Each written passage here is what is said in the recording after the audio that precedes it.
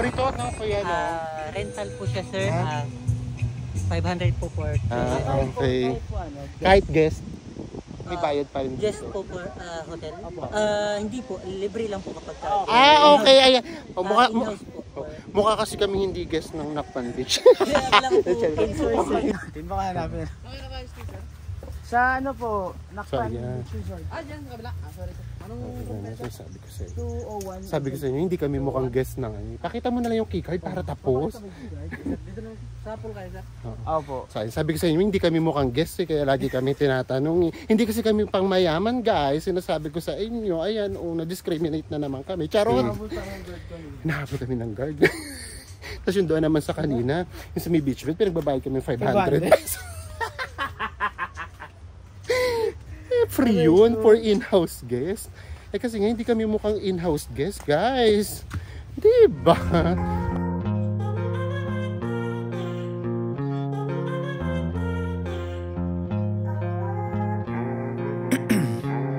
Hello Melgoers all over the world! Kamusta naman kayo? In this episode, bibigyan namin kayo ng glimpse. Ipaparamdam namin sa inyo, sasabihin namin sa inyo experience kung ano nga ba ang pakiramdam na mag-stay sa my luxury resort dito sa may Nakpan El Nido na worth 42,000 pesos. Pero syempre sa mga hindi pa po nakasubscribe dyan, mag-subscribe po muna kayo at i-like at i-follow nyo na po kami sa aming mga social media accounts. So tara na! Go with me, Mel!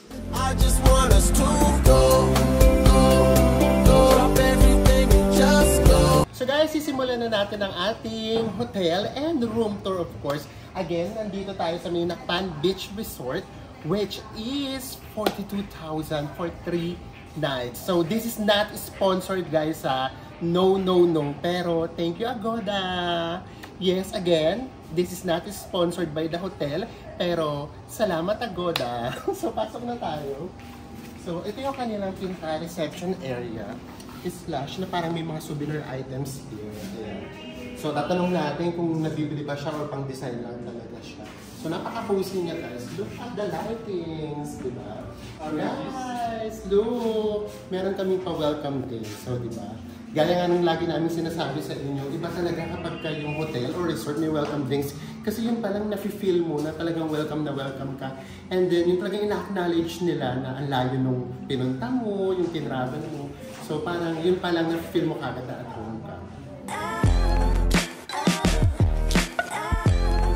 So guys, we have decided na dalhin na lang yung aming welcome drink sa room natin.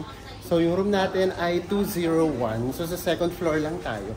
And guys, look naman, nagdadala pa ng gamit namin. Hindi kami sanay. Nahiya nga kami. So ayan, ito na guys, tayo. The last time I remember na may nagdala ng gamit namin was in Maldives, di ba? Yes, sa Maldives pa yun. And sabi nga namin sa inyo, ito na yung pangalawa sa pinaka-expensive na pinag-stayan namin. Siyempre, first yung Maldives. So, ito na yung room natin. Room 201. And it's an ocean view room. Oh my gosh! Welcome to our room! Alam nyo guys, no exaggeration ha. Minsan, kapag kapapasok kami ng room, meron naman yung, yes, maganda, ganyan. Pero bihira yung talagang mapapawaw factor ka. Oh my gosh, this is so wow talaga. Ang arte! Binabagayan yung 42,000 no? So ibaba na muna natin yung gamit natin. Ito pa yung welcome drinks ko. And then sisimulan na kaagad natin yung room tour, of course. Guys, dito natin sisimulan. So nandito yung mga gamit na kaagad namin. Binaba na namin dito. Hindi na kami nakapaghintay. Meron ditong free na 2 bottled waters, of course, may coffee, and then may tea. Pero guys, ito yung nakakaloka talaga eh. Although, meron naman na kami napapag-stayan na merong mga laman yung fridge. Pero lahat yun may bayad. Pero ito, tignan nyo guys! Here! Meron ulit ditong 2 bottled waters. And then, may dalawang Del Monte Pineapple. Merong 2 Coke in can. And then, merong 2 Gatorade. And lahat ito guys, for free. Yes, for free. Ang hindi namin alam kung everyday ba siya i-refill kasi 3 nights kami dito mag-stay. So hindi namin alam kung i-refill ba siya daily or eto na yun. Pero sana ano siya, hindi naman, sana i-refill siya daily, no? Para sulit na sulit talaga. So yun lang, nakaka-happy yun. So guys, diretso na kaagad tayo dito sa kanilang CR. Actually guys, hindi nyo na makikita yung reaction ko na totoo. Ganun na totoo. Kasi nakita ko na siya, hindi na kasi ako nakapaghintay. So binuksan ko na siya kanina. And sobrang napawaw na kaagad ako. Kasi naman guys, look naman, ang laki! So ayan, pagpasok nyo, meron kaagad ditong vanity mirror, which is, gusto ko yung size niya guys. Kasi alam nyo yun, yung hindi masyadong malaki. Kasi diba ang laki-laki, parang sayang lang sa space. So siya okay na okay, siyang ganda ng lighting. And then may ganito pa guys. So alam niyo, para siyang Bali-inspired. Yung homey na malapit sa nature, ganun. Ganun yung vibe niya. And then of course, nandito yung toilet. Which is, meron siyang bidet. Tapos ito guys, pabulosa. Ang dami rin ditong toiletries, hindi tinipid. As in, ang dami. Ayan, may suklay, may toothbrush, and then may shampoo, may conditioner, and then may shower cap. So diba, kaloka, alam mo talagang nasa may mahaling hotel ka talaga. And then, pasok pa tayo dito. So guys, meron ulit itong mirror. Ito yung tinatawag naman na full-length mirror. Tara! So dito nyo natitira yung OOTD ninyo. Ayun guys, so diba, nakakabali siya.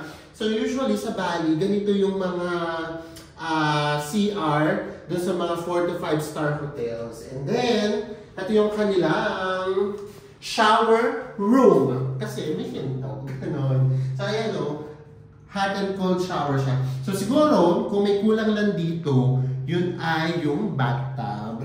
Pero yung may bathtub kasi mas mahal siya guys, para magiging ano na siya, ano ba tawag doon? Presidential suite na yata ang tawag doon, or whatsoever, executive suite. So kami, ang room na kinuha nga namin ay Ocean View Room. So labas na tayo! So ayan guys, so dito naman tayo sa may kabilang part. Dito tayo. Hinihilo ko si Enzo. Kasi sumusunod lang siya sa akin.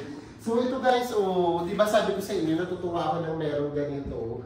Kasi di ba parang nakakasosyal. Yung alam mo yun, yung hindi ka lang hihiga, pwede kang maupo dito, ganyan. So natutuwa ako kapag merong mga pa-sofa-sofa. At hindi lang basta-basta guys, look naman Guys, spring nga rin pala to. May apple, and then may oranges. Di ba? Kasi ganda may pa-painting pa dito.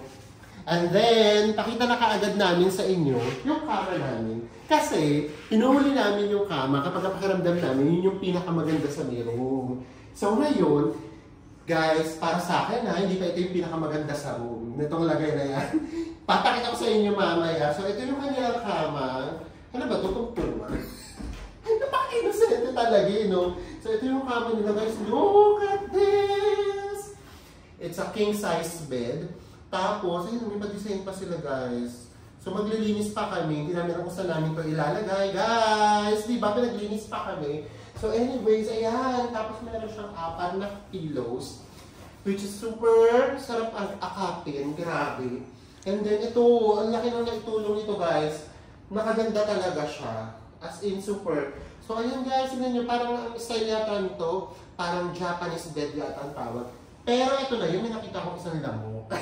Kaya doon sa may website nila, talagang inano nila, ang tawag nito, talaga meron sila itong reminder na magdala kayo ng ganito, magdala kayo ng ganyan, isang repellent lotion, kasi daw marami nga rin daw mosquito, which is hindi daw may iwasan dito sa may Palawan. And then, dito pa tayo sa may kabila. So, ito yung kanilang cabinet. Hindi ko daw alam kung paano sa inyo. So, nandito yung safety deposit box, syempre may hangers, and then meron doong hair dryer. So, okay naman yan. Sakto lang sa amin.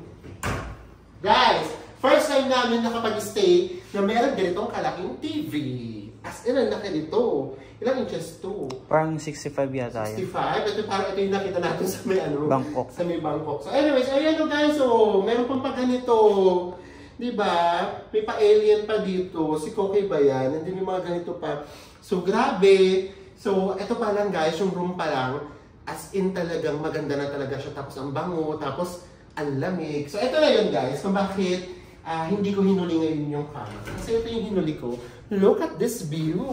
Sabi nga namin sa inyo, dito kami sa may Ocean View Room. Ano ba yan? Kahit kailan talaga, hindi ako marunong magbukas. Ay! Sa baba, nakalak sa baba. Ba? Ay, Diyos ko, mag-stay ka dito. Kaya bukas, doon sa may breakfast, behave ako. Or behave kami. Hindi kami masyadong nagsalita. Kasi medyo, yung kanina pala, nakasabay namin doon sa reception. Nakita nyo, hindi ako nag-vlog masyado sa reception. Nakapag-vlog ako nung medyo, nung umalis na sila, nung kami na natira. Kasi, alam mo, medyo, alam niyo na, hindi namin ka-level. So guys, ito na yung aming view. Ayan, so kitang-kita din yung ocean. Ang ganda guys, grabe. So dito pa lang ang sarap na kaagad tumambay. So syempre mamaya, pupunta pa tayo dun sa may harapan, dun mismo sa may Nakman Beach, which is hindi pa namin talaga nakikita kasi dumiretso check-in talaga kaagad kami. So ipapakita rin namin siya sa inyo. And ipapakita namin why Nakman Beach is the most beautiful beach here in Palawan. So ito na yung room namin guys. Pasok na tayo. Sobrang init. Again, this is not sponsored by the hotel, but thank you Agoda. So ayun lang. So baka kasi nagtataka kayo paano kami nakapag-stay dito. So bahala na kayong mag-isip. So ayan, so ngayon naman, lalabas tayo doon sa may beach naman para ipakita namin sa inyo na talaga nasa may beachfront tayo. And, oo nga pala guys, meron ditong swimming pool. And sa kanila din, yung, ano tawag doon? Yung most luxurious glamping hotel dito sa may Pilipinas. So, parang glamping yon. So, parang, for sure, alam nyo naman yan. Parang nagka-camping-camping doon. Guys, ang isang araw doon, 10,000 pesos for that glamping area. Imagine, doon kayo matutulog sa tent. Tapos 10,000 pesos na yun a night. So yun, ipapakita rin namin sa inyo pagdaan natin. Baka payagan tayo doon pumunta. Kasi sister company naman nila yun, sa kanila din yun. And then yung pool area, yung restaurant, share. Kumbaga, yung restaurant nitong hotel na to, at saka yung restaurant ng glamping na yun, pareho. At saka yung pool area nila. So yun yung gagawin natin yun sa vlog. So tara, let's na!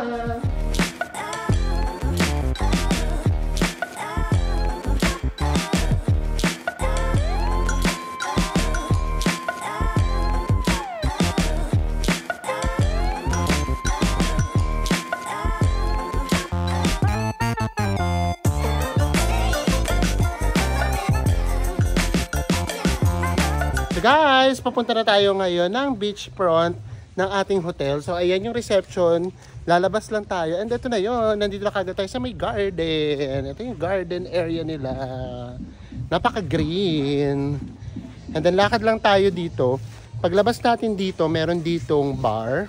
So doon yata yung magiging breakfast natin for tomorrow. Doon sa may resto bar nila, na ang pangalan ay Sanmay. Siyempre, hindi ko na naman alam kung Sanmay or Sanmay. For sure naman, Sanmay ang basa dyan. So, ayan. So, dito yung kanilang magiging breakfast for tomorrow. And then, ayan guys, meron ditong ATM machine. And then, also, they accept credit cards here. Yes, rest assured. Tatanggap sila ng credit card. Saan ba tayo dadaan? So, dito tayo dumaan. Hello po. Hi. So, ayan.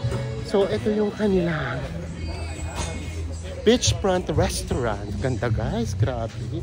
Ano pa rin tayo? Alam Nakman guys. So, hi guys. Ang ganda dito. Promise. Hi daw kay kuya. Oh. Hello po. So, eto na guys. The famous Nakman Beach. Ganda guys. Grabe.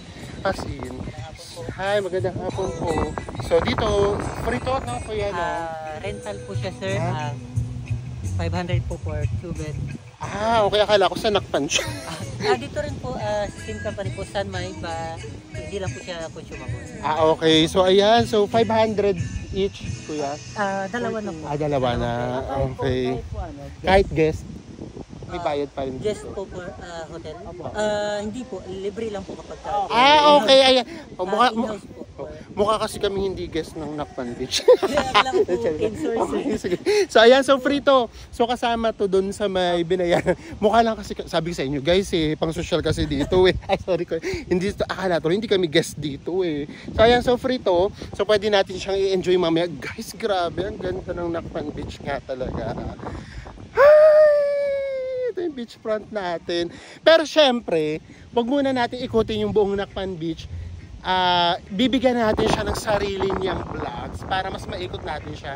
Kasi kung alam nyo or kung naririnig nyo, dito din yung pinaka-expensive na resort dito sa May Nakpan, yung Angkla. So wala lang naman, ang mga nag-aano lang naman doon, mga nag-stay lang naman doon, mga artista. Last time sila like sa Soberano lang naman, di ba? And then meron din naman ditong for budget yung hahanapin natin mamaya yung Mad Monkey, which is good siya para naman sa mga backpackers kasi mga bunk beds yata yun. So ito yung ating beachfront area, guys. Atin na atin to, guys. Taray! Hindi nga kami kinalalang guest. Sabi ko sa inyo, guys, hindi kasi kami pandito eh. So ito yung ating beachfront. So pasok lang tayo. Hanapin naman natin yung pinaka swimming pool area nila. Okay? And then yung pinaka glamping. Kasi gusto ko rin makita yung glamping nila kung nasaan. So ayan. So dito na tayo, pupunta na tayo sa May Nakpan Glamping. Yan. So nandito yung kanilang swimming pool. So naguguluhan na ako, guys. Oo. Akala ko kasi before, ang pinaka main resort, yung Nakpan Beach Resort. And then parang sister company lang itong glamping. So parang mali, parang hindi ganun yung nangyayari. Parang nangyari, pinaka naging main resort, itong glamping. Tapos nandito yung pool area, ganyan. Tapos yung mga guests doon sa May Nakpan Beach Resort, pupunta lang dito. For free naman na yun. Kasi nga, in-house guest tayo. Tignan natin kung hahanapan ulit. Kakaloka. So ipapakita rin namin sa inyo yung mga tents. Actually, yung mga tents kasi dito. Kaya nga siya glamping. So hanapin lang natin siya. Ito na mismo yung mga tent. Oo nga, ito yung mga tents. Pero yung pool, hanapin natin.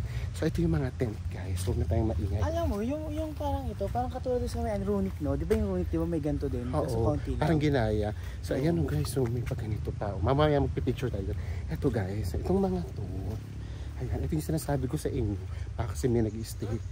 Ito yung sinasabi ko sa inyo na 10,000 pesos. Wait lang, pakita ko lang yung card natin. Baka hanapin. Okay na kayo, sticker? Sa ano po, Nakpan So, yeah. Beach Resort. Dyan, sa kabila. Sorry sir. Anong Ayan, sabi ko sa inyo. 201. Sabi ko sa inyo, hindi kami mukhang guest na ngayon. Pakita mo na lang yung keycard para tapos. Dito lang, sa pool kayo sir. Opo. Sabi ko sa inyo, hindi kami mukhang guest eh, kaya lagi kami tinatanong. Hindi kasi kami pang mayaman, guys. Sinasabi ko sa inyo, ayan, na-discriminate na naman kami. Charot! So, ayan. Ito yung 10,000 pesos. Imagine niyo, di ba? Nasa may mga tent lang. Pero, air condition yan, guys. Ayan. So, may tao kasi bukas yung aircon. So, ayan, guys. Ang ganda rito, guys. Promise. Ayan. Pero ako kasi, ewan ko ha, parang hindi kasi ko komportable sa mga ganitong setup. Kasi takot ako sa mga ahas. Paano pag gabi kaya dito, no? So, ito na yung pool area, guys. Here's the pool area. And then, meron din dito pool bars. So, ito yung pool area niya, guys. Guys, grabe, ang ganda. Alam mo, guys, alam nyo, para talaga siyang Bali inspired talaga siya. So, feeling ko, itong room na to, na nasa may harapan mismo, I mean, itong tent na to, na nasa may harapan mismo ng pool area, mas mahal siguro yan. Pero yun nga, based dun sa nakita ko, it's 10,000 a night. Yun yung pinakamurang nakita ko. So, guys, here's the pool area. Ayan yung pool area niya, guys. So, maliit lang naman. Pero look naman, tignan nyo ganitong oras, dalawa lang yung naliligo. So, hindi naman siguro ito mapupuno. Tignan na lang natin mamaya kapag gumabi-gabi.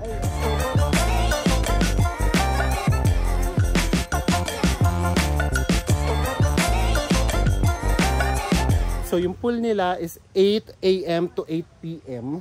And then, titignan natin kung maraming tao mamayang gabi. Siyempre, enjoy natin yan, guys. Sabi ko nga sa inyo, wala kami masyadong gagawing activities dito. Kasi nga gusto namin i-enjoy yung amenities ng hotel na forever naman kaming forever kami kino-question kung dito talaga kami naka-stay. Wala kasi sa itsura namin. Sabi namin sa inyo, i-jologs tayo eh. Hindi tayo pang ganitong hotel eh. Nahabol kami ng guard. Tapos yung doon naman sa kanina, yung sa may beach bed, pinagbabayad kami 500 pesos.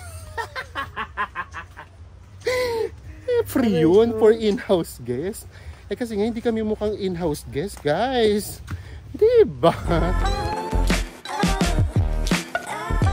So guys, this is it. I-review na natin ang Nacpan Beach Resort dito sa may El Nido. So guys ha, it's 42,000 for 3 nights. So parang 14,000 siya a night. So sulit ba siya? Sa totoo lang, yung room niya, room itself, maganda, maaliwalas, alam mo na pangmamahalin talaga. So, okay naman yon. Pero syempre kasi, di ba, dami na kasi natin na pag-stayan na mga hotels na nagre-range lang ng 5,000 to 7,000, na gano'n na rin halos yung range ko. And then next, punta na tayo doon sa may reception area pa lang. Yung reception area, actually sobrang nasimplihan ako. Nagulat ako, hindi ko na-expect na gano'n kasi parang maliit siya for me para sa may ganong price na hotel. And then, yung breakfast nga pala, kasama yung breakfast, buffet breakfast, pero isi-separate vlog namin guys, para naman maano natin, mahimayin natin ng mas maigi. Kasi syempre 14,000 to, di ba? So ihiwalay natin siyang vlog para mas makita natin na kung sulit ba talaga yung breakfast nila, kung excellent ba or so-so lang, ganyan. And then punta na tayo sa may amenities. Yun nga guys, dito ang nangyari, parang wala siyang sariling amenities kasi yung amenities niya na swimming pool nandoon sa may Nacpan Glam. So kailangan pa namin pumunta doon. Separated kasi siya. So nakita nyo naman, diba? I-question kami ng guard kasi akala hindi kami dito naka-stay. So unlike kung nandito kasi mismo yung pool area, so mas okay yun. So anong nangyari tuloy, yung parang yung pool area parang exclusive lang siya sa may Nacpan na glamping. Tapos since kami nandito kami sa may sister company, parang ano na lang, complementary na lang din. So ganun yung nangyari. Pero totoo lang guys ha, yung atmosphere doon sa may Nacpan na glamping, grabe. Ano siya, sobrang maganda siya for me. Nakaka-relax, yun nga, parang siyang Bali vibe. Pero ako nga kasi, hindi ko prepared matulog sa may tent kasi natatakot nga sa mga gumagapang-gapang.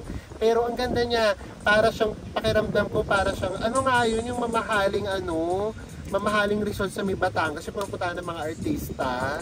Ano nga yun? Ano ba yan? Nakalimutan ko. Pinupuntahan ng mga artista. The Farm! Ayan, Diyos ko guys. Ano ba yan? In-stop ko pa yung yung recording kasi ang tagal ko nag-isip. Ang tagal namin nag-isip na Enzo. Actually si Enzo pa nakahula. So ayun. So para siyang ganun. Nakaka-relax. Tapos paglabas mo ng tent mo, nandun na yung swimming pool. Tapos paglabas nyo naman ng resort mo, nandito na yung Nacpan Beach. Grabe guys, kapag nakikita ko ng Nacpan Beach, ay sobrang ganda talaga. Hindi pa siya crowded. Tapos konti pa yung mga establishment na nandito. Lalo na yung dun sa side na yun guys. So parang walang hotel doon, no? Parang mga puro puno lang. So pupuntahan natin yun. Hahanapin natin yung angkla. Kasi syempre doon lang tayo sa may labas. Hindi naman natin afford pumasok sa may loob. So yeah, for 14,000 pesos, kung 1 night, hindi ko alam kung sulit pa rin. Kung 3 nights, hindi ko alam. Ganito na lang, nagpapasalamat kami na na-experience namin siya. Again, this is not sponsored by Nacpan Beach Resort, but thank you Agoda na nabigyan kami ng pagkakataon na makapag-stay dito. Pero kung uulit ba kami, baka hindi na, kasi hindi naman talaga namin afford yung mga ganito kamahal na hotel. Ayan, maganda lang sa experience, masarap sa experience, ganyan kasi diba? Tsaka ayun nga lang talaga kasi, sabi nga namin sa hindi kasi kami sanay sa mga ganito. Ayan tuloy, pati tuloy yung mga security guard yung nagbabantay dito sa may, ano tawag dito, beach beds. Akala hindi kami guest. Wala nga kasi sa itsura namin guys. Sabi ko nga sa inyo. So ayun lang. So masarap lang siyang i-experience. So ngayon, ay enjoy lang namin. Kaya nag-vlog na kami ngayon kasi mag-swimming na lang kami. And natatambay na lang kami rito sa may beach front. Nandito kami sa may beach bed. Enjoy lang talaga namin. Kaya wala kami masyado activities para naman ma-maximize namin yung buong stay namin dito sa Nacpan Beach Resort. So sana po nabigyan namin kayo ng glimpse na makapasok dito sa mga kakaunti lang yung nakaka-afford. Alam nyo naman tayo, hindi natin ito masyadong ma-afford or pag-iipunan pa natin, di ba? So sana po na-enjoy ninyo. Huwag kayong bibitaw guys. Magkita-kita po ulit tayo sa mga susunod natin travel vlogs. Bye everyone!